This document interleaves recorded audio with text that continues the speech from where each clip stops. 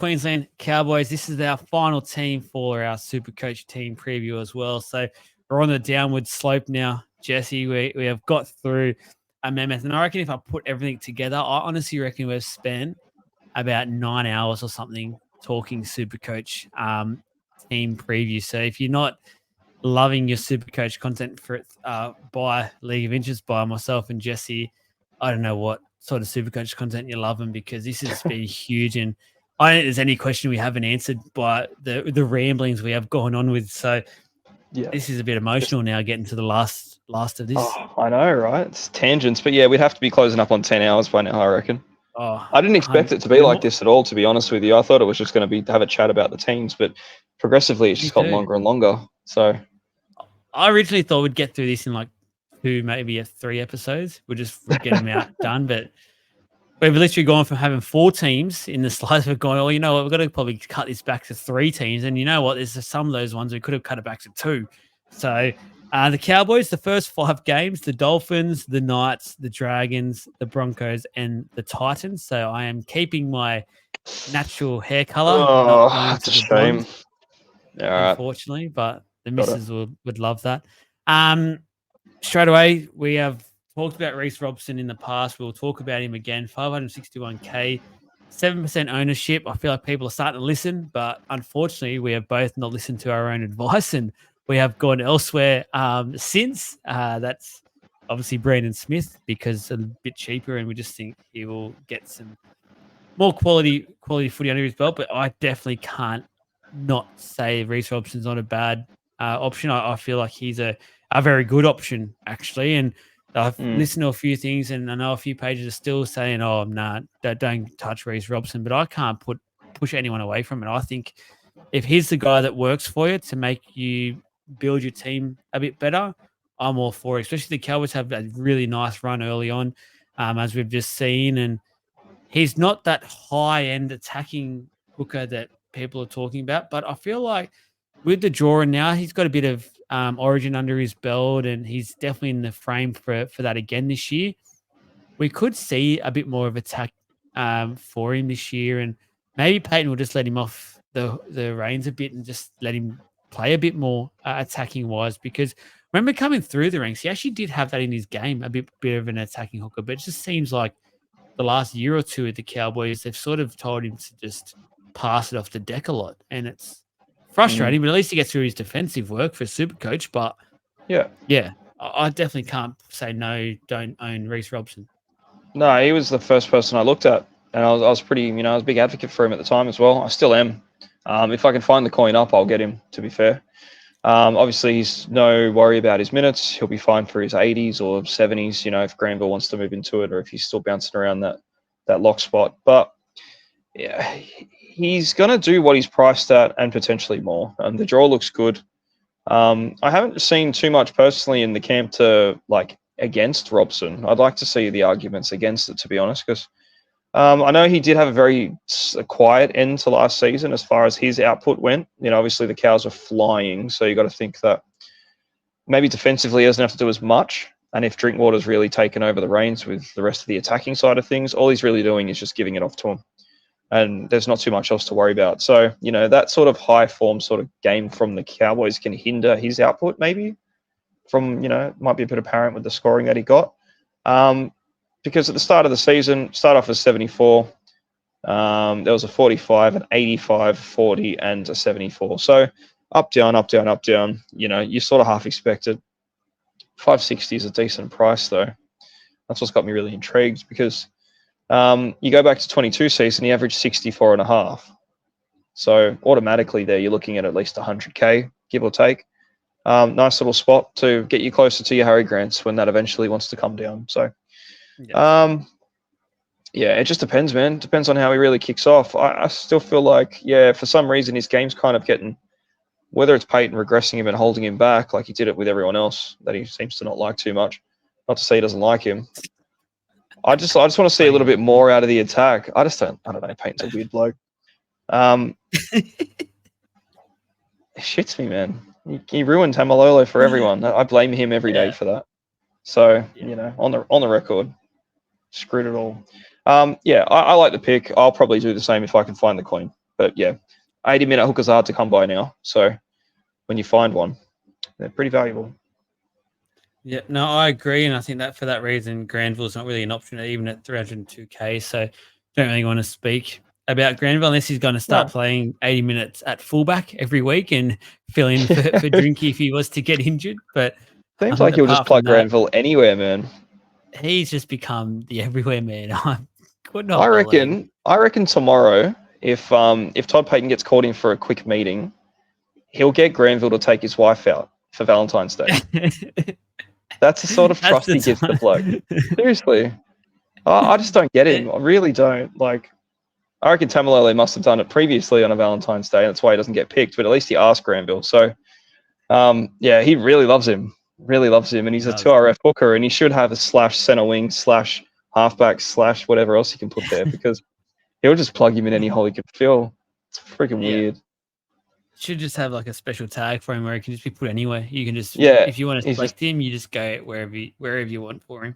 Buy Supercoach Plus and you can play Granville anywhere you want.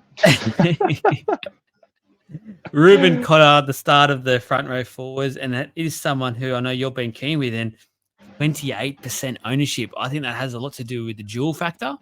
Yep. I'll say that now.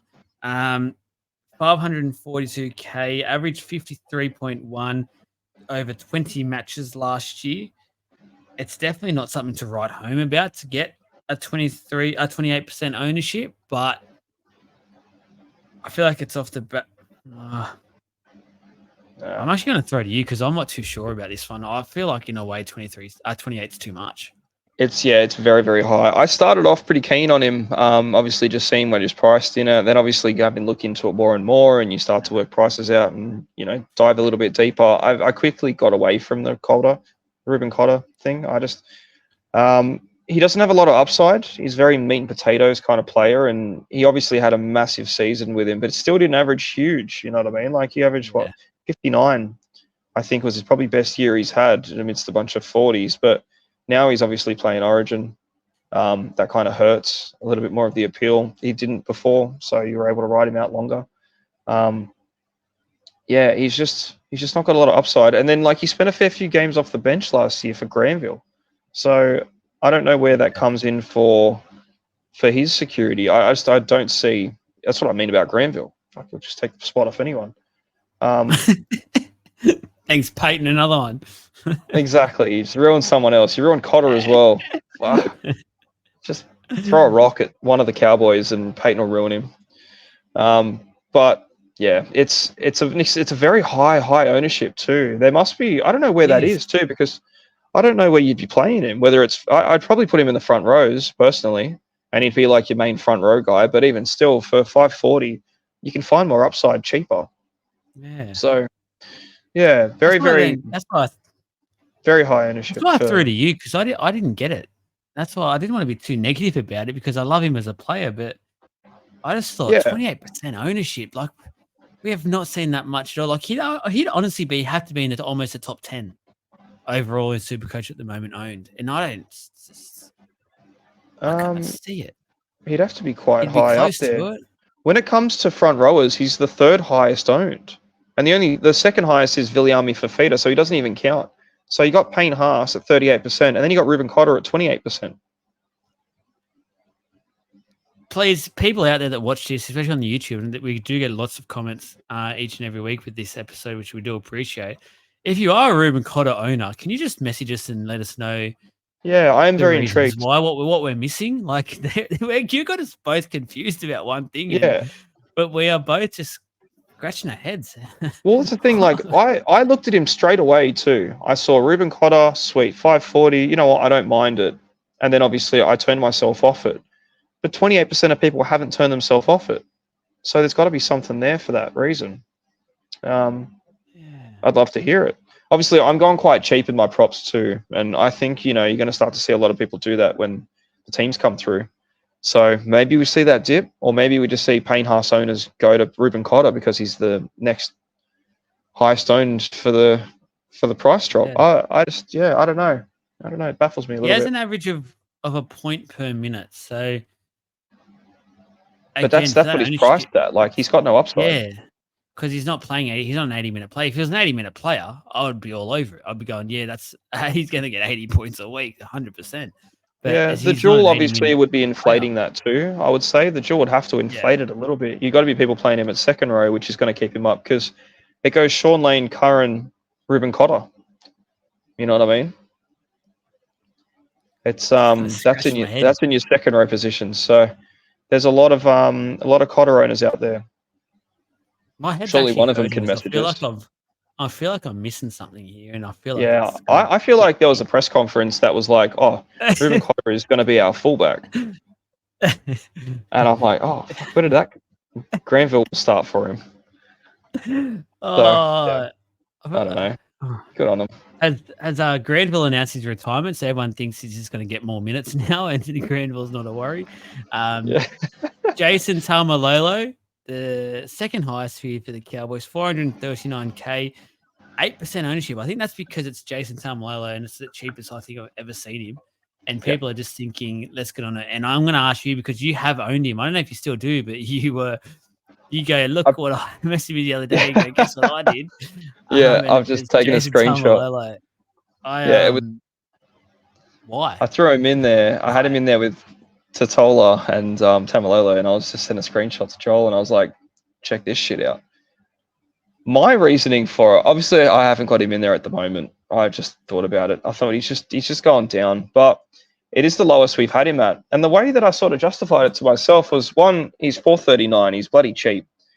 He can't get much lower than that, realistically, if he's going to start. There's just no way Taumalolo could ever really dip that hard. Obviously, he's averaged at it now, so he has gotten there. But if you're playing with 430K props and you're hoping to get 40 to 45 points out of him, why not use Taumalolo, who has much higher of a ceiling? If his floor is 40 to 50 points, floor,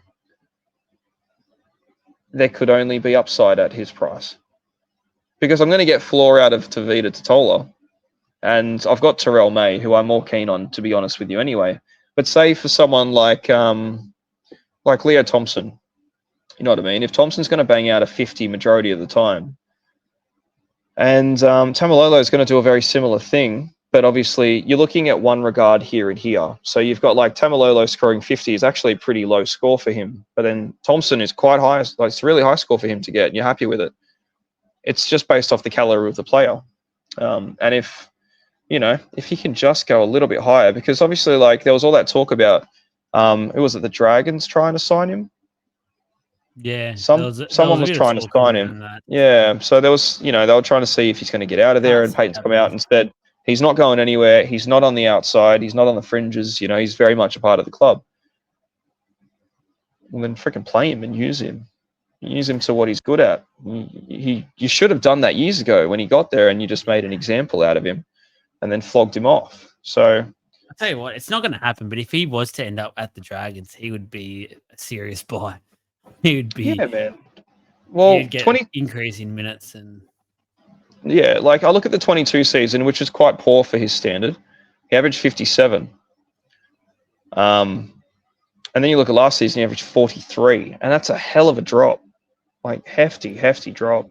If he can just get halfway to what he was doing in a shit season from the year before, he's already gone up 50, 80K. That's where my reasoning come down to it.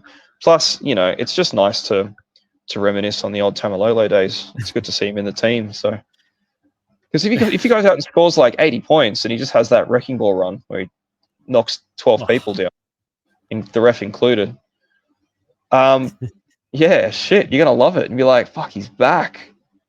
JT's back." I just don't think, again, my distrust for him. I don't think Payten will allow it. Yeah. So. Yeah, that's kind of why I had him. 8%, that's pretty much the reason. And plus, he's dual, so split between two positions.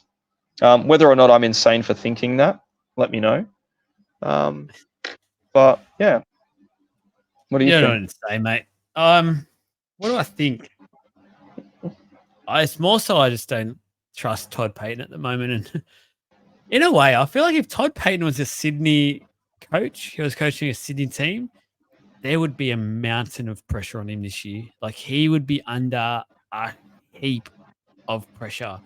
I think there is still a little bit of pressure, but I think he gets away with it because it's up in North Queensland and a very community-based team. And I think he's done the right thing up there with the crowd and the team. But he's just made when you look at it, we spoke about Brett Arthur before. He's also one of those coaches where I feel like in the last 2 years, he's maybe overthought a lot of things and there's no need for it. Like some coaches overthink shit and you don't need to do it. Just chill. Let you play like Tamalolo was doing Tamalolo stuff. You're paying him pretty much $1 million a year to be there. If he wants to go out and play 60, 70 minutes and he's doing it well, just let it happen. Who cares about the burnout? Worry about the burnout when it happens. Worry about that in 2 to 3 years' time where you've got to have a chat to him and go, mate, I think it's time we look at this contract status and maybe get you off to the Super League and give you some sort of payout agreement or something and go from that. Just don't overthink shit. Like, it does let my your head guns in. be Like, guns. Yeah. Like, let him be a gun. He was a gun before he got there, and then the next day, all of a sudden, he wasn't. And like you preempting this drop in form over another stretch of years, trying to manage him, and in doing that, destroyed him. Put his efforts out. So it's like, well, you're worried about this happening in 3 years' time. You don't have to worry about it now because he's fucking doing it this year. He's gone to shit. And I've seen plenty of arguments about, that's Tamalolo's fault and Payten had nothing to do with it. I don't believe that for a second. There's no reason for him to just be as good as he was. And then all of a sudden, Payten even come out and said that he wanted to set an example to the rest of the team. Yeah. And then called him out like within the first few weeks of being a coach. Yeah, I'm like, mate, you've just walked in the doors. Just walked in the front doors here. You've got this absolute superstar. Like, probably one of the best in the game at the time when he went there. Yeah. So all of a sudden being like, well, you know what? Fuck this. I've got another 5 years on my contract. I'm not going anywhere. This is the problem. Yeah, I'm not fucking leaving. That's it, man. That's exactly what would have happened. And it's like, okay, well, like if he doesn't have to try now, if he's going to favour putting Granville out there, then why would you put the effort in? I can see it from both ends, but no, I don't agree with it. That's my 2 cents, man. I just hope he gets back to a little bit of form before he disappears and we just remember him. So, me too. I'm going to move us on before we ramble too much more because we could keep going with that situation. I think the rest of the front row options for mine just aren't options. I would keep clear of all of them because they're just better players for the price tag at other clubs. The second row forwards is an interesting chat. Now, let's start this chat off by saying a couple have become better options now with the news of Luciano Leilua. So if you haven't heard or haven't been on social media for whatever reason you are listening to this, breaking news came out as of today, Tuesday, that he wants out of the club. I believe it's immediately as well, and he's been linked to the St. George Illawarra Dragons. In a way, it makes sense, and honestly, I was scratching my head when they first even made this signing. It did not make sense to me because they have had such a talented back row roster here for the Cowboys for years now. And when they signed Leilua, I just thought, what are you doing? Where's the cap management here? Because you've already got players who everyone could see were becoming future stars of the game, like your Nenais, and they have had Lukey for a while. I know he's been a pretty injured run, but he is one of those players that has always had a bright future if he can stay on the field. Tamalolo was there. Cotter was coming through as well. I know both of those play majority of middle, but they could have been around that edge spot as well. And it just didn't make sense to me. I don't know why. So I don't know what's happened up there.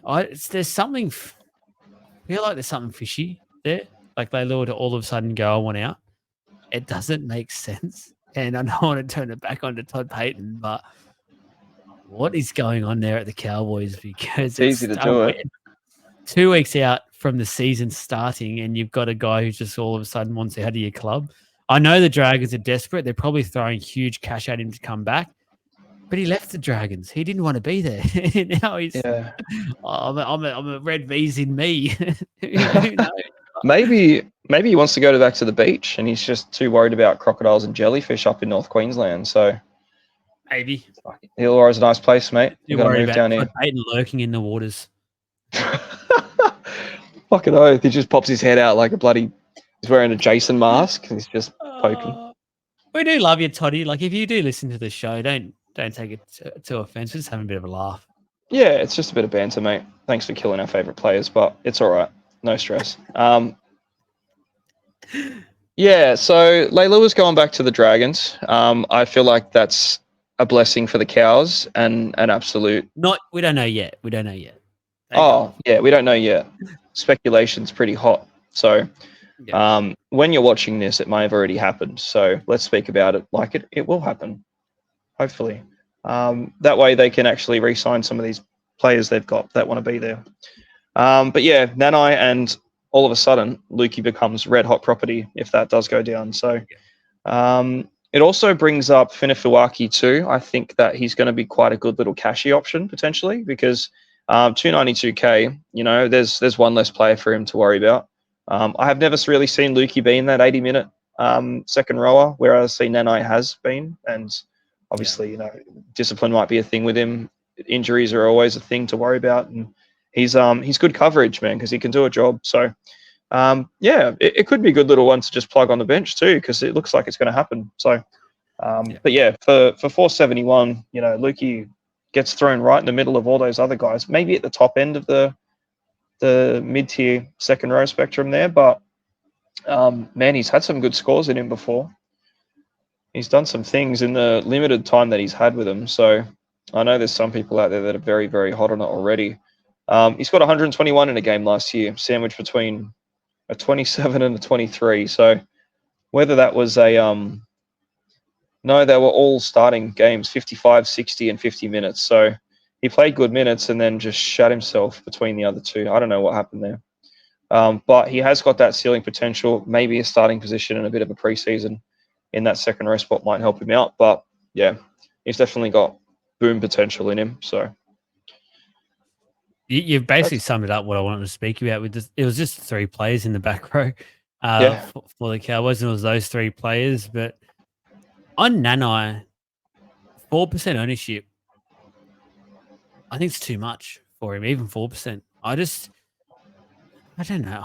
I feel like we're bashing Todd Payten, but just how they played last year for the roster that they had, I just could not believe it. And Nanai's specialty obviously was that crossfield kick that was sort of put in about 15 to 20 infield that he could pluck out from the halfback that couldn't jump. And teams last year worked that out very quickly, and they had no answer to counter that. It looked like the Cowboys all season, and I think that's what's really impacted Nanai's scores last year.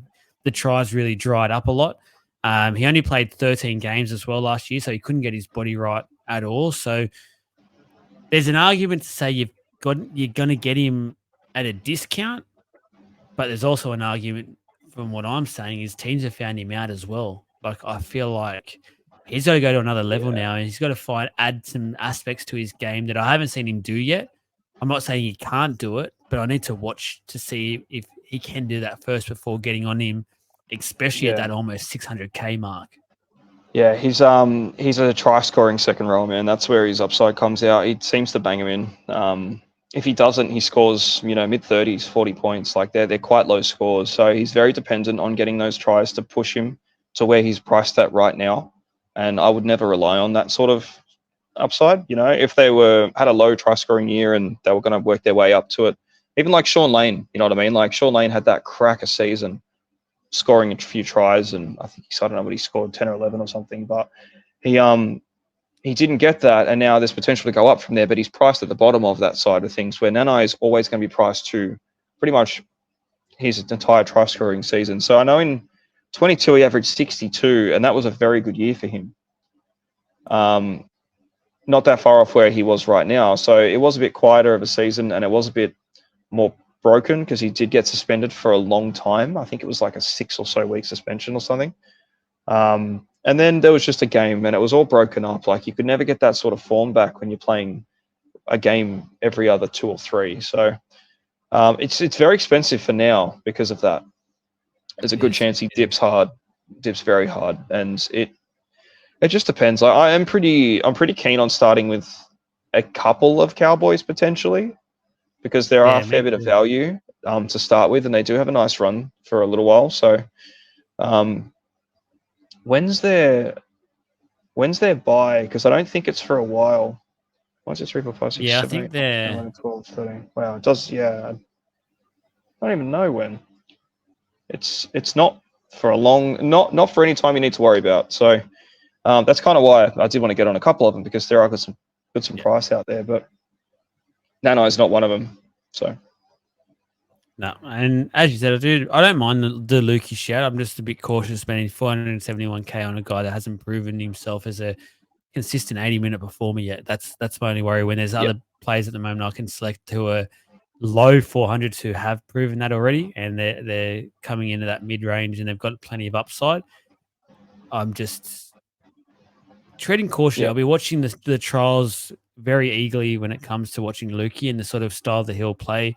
And if Leilua definitely does get this release, there's a lot of ifs there. So just keep watching. The halfback for the Cowboys, I don't really want to talk about, because Chad Townsend, even at 384k, is not an option for mine. There's 3% ownership, so there's a few of you out there that are tempted for whatever reason that is. Good luck. The Townsend era, unfortunately, is over. I'm hearing more and more. Clifford, I don't know if I should say the rumor. Actually, I'm not sure if I should say, but I'll say this much: I'm hearing his spot in the team isn't as cemented as I think a lot of people out there think. No, I reckon Clifford gets the half spot at some point this season. Yeah. I think don't Super know when League it'll is happen. calling louder and louder. Yeah, man. Like, you obviously got Clifford in there. Townsend's getting on. Just a natural progression of things. But yeah, I reckon at some point this year we see those two swap. I just don't know when it'll be. A bit more exciting. Let's go to 5'8". Dearden. You can take it away with Dearden. I like Tommy Dearden. I think with the amount of shit we have to kick through in the 5'8" spot, and if you're not spending big, he's a good option, man. We obviously, they don't have the buys to worry about. He does have Origin.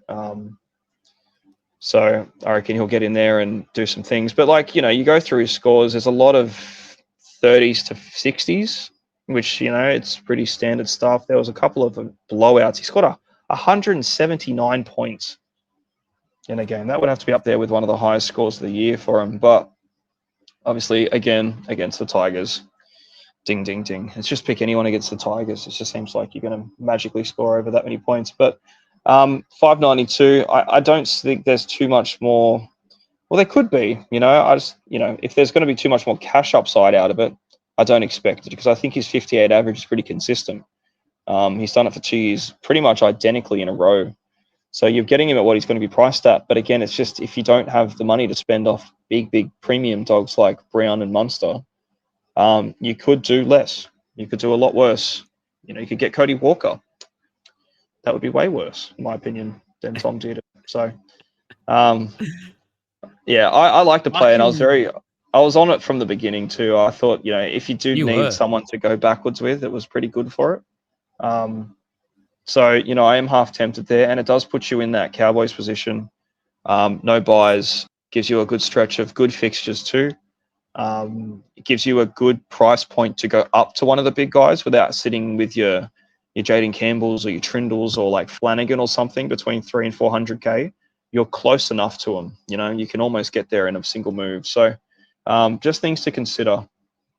The longevity out of the 5'8" spot. Sometimes you just don't want the headache. You just want someone to play every week, and that'll be Dearden. So, yeah, that's kind of where I am with him, man. Yeah, I'm seeing more and more upside with Tommy Dearden, because I feel like for this year, he's going to be getting his hands on the ball even more, and he's going to become the chief operator here. I think there's no doubt in my mind when Townsend either retires or gets moved on from the Cowboys, whenever that is, I think Tom Dearden will turn into the halfback. I think he'll become the guy that this is your team, take over it. And I love that for Tom Dearden. I think that we've lost Jesse, who'll be coming back. There he is, he's back. I'm back. He's I think, if you want to get in on that Cowboys train that we're talking about and have at least one or two players, he's definitely one of those players at the top of my radar to get in for. it just means I don't have Dylan Brown. I'm that high on Dylan Brown. I can't do it. But I can understand super coaches out there that want to free up a bit of cash. That becomes that option for him. I definitely like to play. I'm not going to sit here and bag the play. And I think Tom Dearden is, as I said, in for he's averaging 58 last year. That's what he's obviously priced from. I can see that going up this year. I can see a lot more consistency when it comes to a bit more of a higher score for Tom Dearden this year. But again, it just depends on what we're going to see from the Cowboys because he is very, at the moment, attack reliant. He's not a worker when it comes at 5'8". He scores all his points basically off attack, which is fair enough for a 5'8". But it's obviously, I'm talking about trying to compare him with Dill Brown, which is hard to do when it comes to 5'8" because not many get through the work that he gets through. But yeah, I definitely think I can't diss it. I definitely cannot diss Tom Dearden selection at all. Yeah. No, it's a pretty decent pick, man. It's obviously not exciting, but if he has a breakout year, because again, it's just been a lot of potting away and scoring is, he always does a good job, man. Even with it's not Supercoach relevant scoring or not. Out on the field, he does a good job. So if he gets those points, if he gets tries and assists like he pretty much always does, really, he always seems to be up and around it if he's not there anyway. So yeah, it could be a good year for him. Because we've seen 258s in a row out of him, and that was nothing too groundbreaking for him. So if he's only on the up, you'd have to expect that to rise. So gets him in a good spot. I agree. Center wings, only probably maybe the one or maybe two players to talk about here. There's a couple. Val Holmes. Yeah, there is a couple. Val Holmes, 736K, 9% ownership currently. I currently am one of those owners of Val Holmes. I've just found my way to even. I did the same thing last year. I actually started with him last year, and he's always had a soft spot for me when it comes to Supercoach. The goal kicking side of things. I generally try to avoid centers in this position, but he's one of those ones that he just works. He works his ass off. He gets base. He gets the tries. He gets the goal kicks. He just gets points. He just finds ways every week to be consistently 60 to 70s, and I just love it. Yeah, even at 736K, I just want to make sure he's in my team. Yeah, I feel like even at 736K, it's kind of a good price for him too. Yeah. There's a pretty decent little chance he's the best center come the end of the season. You know what I mean? Like you could say it every year, but he's always that good. When he's on, man, he's on. There's not many people that can do what he can do, but he's just very consistent. And again, last year wasn't the most amazing year for him in general, but still killed it. Still unbelievable. So the kicking is a big plus. I don't think anyone above him besides Azarko has that sort of kicking outlet. And I just don't think Azarko is really going to have that much opportunity now with Herbie there. So, would you put him in the premium category? Yeah, definitely. I think so. I'll say this then. I'm going to put a bold statement out. I would have him as the number one pick in center wing. The number one pick in center wing. I'd still probably have Greg Marzio as the number one pick, personally. If you can afford to spend the bulk coin, because he's a base stat demon. He doesn't need those kicking points to get to where he got to. Well, obviously it's just a bonus, for Holmes if you can get that side of game into him as well. But he's not as commanding as a physical figure as Marzio is either. So you can't really put him on the same platform there. But he's a lot more technical and he's got more to his game, I think, in general. So yeah, he's a very, very good player, man. I definitely think he's a premium. I don't think you can have a lot more than him in your center wing spot. So I've currently got him in my team, but hey, there's upside. There for sure is upside. Oh, there's upside in his upcoming opponents. Obviously, the Dolphins last year, 88 points. Newcastle last year, 105 points. And the Dragons last year, 92 points. So, yep. Oh my God. There is literally legitimate reasons that he will actually increase coin from the start this year. Yeah, I reckon from maybe 5 rounds in, he's the highest averaging centre wing in the game at the time. Might even keep going too. Just depends on how they run. It depends on how the Cowboys come out. If they come out like they did last season, you just don't want to be in on any of them. But I can't see that happening 2 years in a row. So, man, it's a good pick. I've been trying to find a way to get one of these Cowboys centers in the team because I don't want two, but I still feel like they're good value. You do mention this the start of last year, and I did have him last year. Look at the scores he got. And this is with a struggling Cowboys outfit. He started at 724K, so pretty much almost identical, minus 10K for this year. 63, a 47, a 67, a 69, a 60, an 88, a 46, and 105. Yeah. Honestly, like even struggling, he just finds points. Yeah, I don't know how he does it. He's so consistent. Imagine the Cowboys coming out this year and playing an extra 15% of the level they were at last year, because the level they were at last year to start the season was absolute dog shit. They were at 30%. If they can get up to that 60, 70% mark and be challenging consistently week in, week out games and feel like they're all there, I'm not nervous because I own him, but I'm nervous for the people that don't own Val Holmes because you're quickly going to be just priced out of not being able to get him at all. Like there's legitimate. I feel like there is legitimate reasons there why he could become quickly a 900K outside back. I 100% agree, and I think we're going to see a lot of people this year because of how hard it is to spread that coin around and how little value there is. And you look at the ownerships and you think that everyone's going to have Strange, Eero, Chevy Stewart, maybe Bostock, Taylor May might even be your dearest center wing. If that happens to Val Holmes, it's impossible to get him. And it can be said to anyone above him plus 600K if you don't have someone there already. So, if your whole center wing is, less than 400 or, 500 is your dearest player, it's going to be very hard to get someone like him for a long time too, unless you sort of plan around it and make a few trades leading up to it. So, I don't know, I can sort of harp on about having someone there as a quick little chip to move up, up the line when they go, but it's very important. You will get left behind pretty quickly on these sort of guys. I know so many people last season missed the boat on Ezako and Marzu, and they were never able to get him. I had them both from the very beginning of, well, I wouldn't say very beginning, quite early in their price points, and it never occurred to me that people struggled to get those guns, because I thought you would have just got them when they started, heating up. But at the same time, I started with Toho last year, and he was 700K, so I was able to make that swap quite easily. Where if it was quite different, if I didn't have that sort of player, I wouldn't have done those moves. It would have been impossible to. So it's just something to consider, man. There is definitely big value in these center wings now, especially kickers, because there are a couple. You make a good point, man. He could definitely hit 900K after 6 rounds, maybe. You never know. And then no one's getting him after that. No one's going to be buying him in at that price. It'd be insane to. So you just want to be able to be there if you can. Fingers crossed. Told us you said there was a few more you wanted to talk about. I'm happy to leave you to just take control of this one.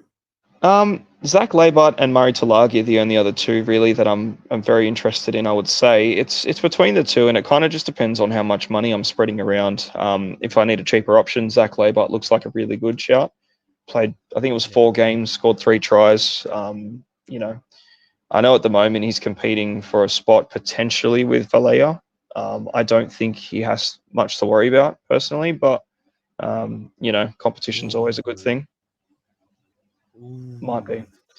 Yeah. But yeah, he's entered the last 2 games, 91, 65. I love to see that sort of shit, man. Show me you can do it. And show that's a thing too, whether or not, again, we can look at the coach and think what he thinks about a player. I don't think his form has anything to do with what team selection he puts out.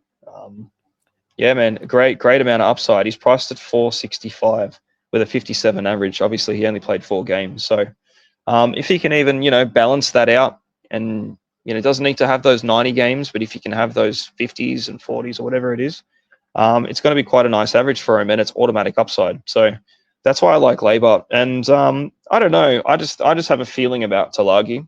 I just think he's in for a really good season. I think he's due one. There's been a lot of talk every year about him sort of pushing that next envelope and going up and up and up. But I think this year, with the Origin stuff going down and just, they weren't very flash hot last season, but, he did better in 22. He averaged 55. So, yeah, he's got it in him. They just need to score a few more tries through him, and he can have good value. I don't see the price hike that you could get out of Labour out of Tulagi, but I don't see Tulagi being as much of a risk for his position as Labour could potentially be. I think he's pretty well locked in. So, you're paying the extra 60K or whatever the difference is. What is he? 528 to 465. So do your quick maths on there. I think it's about 55 for a guaranteed wing spot. Hey, yeah, for a player that's going to play. But yeah, that's the thing. I'd be leaning more towards Labour. Yeah, just depends. I'm also leaning towards Talon Maiden. I think it's out of those two. You have one or the other. I think you have both. Hammer time, baby. Nearly every team that I've made up, if I didn't have like a Val Holmes premium spec sort of thing in there, if it's not Val, I'm not going to put Val Holmes and Laybud in. I just can't go too all in on the Cowboys thinking about how they started last year. Even though I do think he is great value, I might, eat my words. I might make that late change if it looks like he's going to go up in price quite a lot after round 3. I might get him in. I just don't know if I'll start with him if I start with Holmes. So if it's not Holmes, I put in Laybot, and then I bring Cam Munster back into my 5'8" spot. That's kind of my mentality with it. So because the prices are near identical with the math I've worked out, I actually don't have to go up or down on any amount of coin. I think about $1,000 between them. So there's a few moves to make. But yeah, I think Laybot's great value, man. I really do. And yeah, 3% ownership. It's really low considering. Yeah, it is. I don't have anything else to say with the centre wings. You've summed it up extremely well, and I'm just the pleb who is all in on Val Holmes, I guess, and as I keep saying, hammer time, baby. So that is me. I want to talk about the fullback though, because Scott Drinkwater, the second best fullback of Supercoach last year, an 83.4 average over 21 matches. It's insane. Yeah. That's why he's priced at what he's priced at. 5% ownership still. So there's a lot of people, or I shouldn't say a lot of people, but there's a decent amount of people who are backing Scott Drinkwater to go again, or Drinky as we like to call him. I cannot go anywhere near him at that price of 1 year. It's too much for me to risk. Yeah, that's the only reason I haven't really pondered it too hard in my own team. But I cannot knock any of the 5% that own him. He's unbelievable last season, man. He is a world beater. Honestly, I think if you're playing that, we talk about the balls every episode, man. We haven't pulled the balls out yet. Yeah. That's huge. And I think, again, what happened last year, a lot of people didn't have him because they missed the boat. I got on Drinkwater probably a little bit later than I wanted to, but I still had him and I still enjoyed it. Yeah, man. Fuck, if you had him, you just couldn't believe it. It was like having Gutho at the time, thinking, what am I seeing? Except Drinkwater just kept, the ceiling was there. You know what I mean? Like, how many times did he get over 100? I think it was quite a few. 1, 2, 3, 4, 5, 6, 7. 7. And then there was a few that were at 98, 96. So obviously, look where he ended. He was the second highest. But just a monster. Again, it's very hard to go off 1 year. You don't know. You don't really know what's going to happen. I'm going to be controversial here. You know why I can have a go at the 5%? Because they probably don't have Ponga. There's Turbo. There's Latrell. Uh-huh. there are three options for mine who are, if you're wanting to spend that kind of money, for mine, I'd be going either of those three before I'd be going drink water every day of the week, because I know all three of them actually have injury history, and it's always a risk whenever you go those three. But I feel like if you're spending that much money at the back and you're going for the two absolute top quality fullbacks that a lot of players like to do, you're happy to go that gamble and risk the injuries, because you know the upside that you'll get out of the other three players. Where if Drinkwater had done this, now this is like his third year of doing this sort of stuff, and every time he plays, he gets those sorts of points, I'm all for it. I just feel like it's an unnecessary gamble when the other players that are available, and two of those players that I've spoken about, are cheaper. Yeah.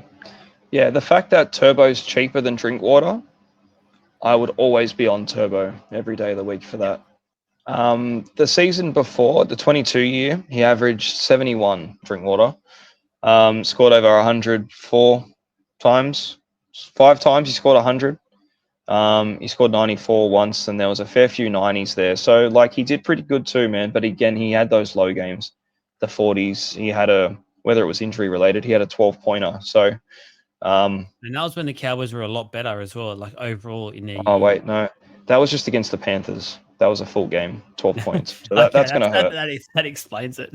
Yeah, that's going to hurt. But he did the same thing in the last game of the year as well against the Panthers. He scored 29. I didn't need that in the last round. That's what I got out of my fullback, I can tell you what. So that did suck. But again, man, the hundreds were pretty. So, yeah, it's a lot of coin. Yeah, it wasn't fun. But what do you do? If anyone out there is playing a drinking game whenever we mention Todd Payten this episode, you're sorry to say, but you probably ended up they're unconscious, man. So yeah, you're getting your stomach pumped. Sorry, guys. Toddy Payten, love you. Yeah, good on you, Toddy.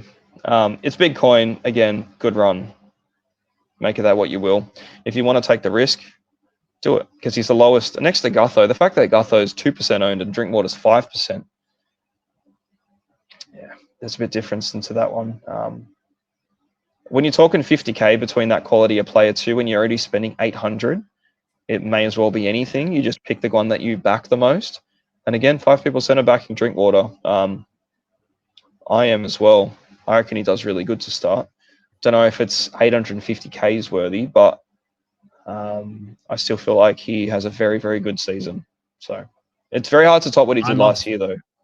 Very hard to do what he did again. So it'll just step him up. I suppose it'll prove a point. Like if he's that level of your Pongers and Turbos and Latrells, you know what I mean? Like if he can really stake his claim and do this again next season, I have a really strong chance that coming into the 25 year, if he's priced around the same, you'll see that way higher because, okay, he's done it almost three times now. So, yeah, it's just early days. And he just looks so young too.